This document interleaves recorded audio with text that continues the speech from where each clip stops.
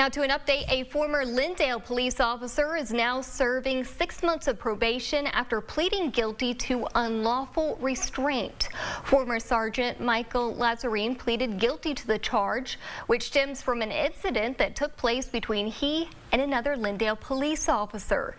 KLTV 7's Alex Weister has more on the plea agreement and what happened between the two. I want to find you guilty today. I'm going to defer that for 6 months. That was the sentence for Michael Lazarine handed down from Judge Clay White. 6 months probation, a part of a plea agreement that was reached just 2 days after the case was filed.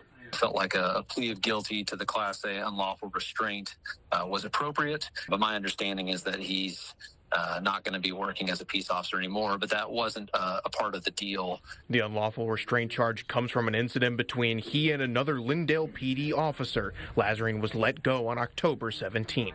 While he was on duty as a sergeant, it appears he's trying to correct him or have a corrective conversation with him. His temper clearly got out of hand, began yelling.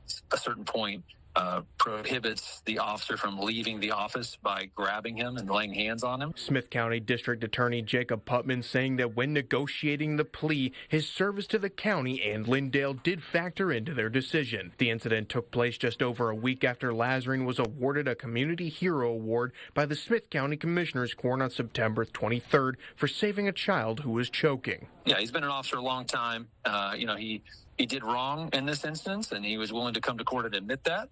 But we also took into account, the good he'd done for the community when determining what the appropriate sentence was. Alex Weister, KLTV 7 News. We reached out to Lazarine's attorney and Lindale PD for comment, but didn't get a response.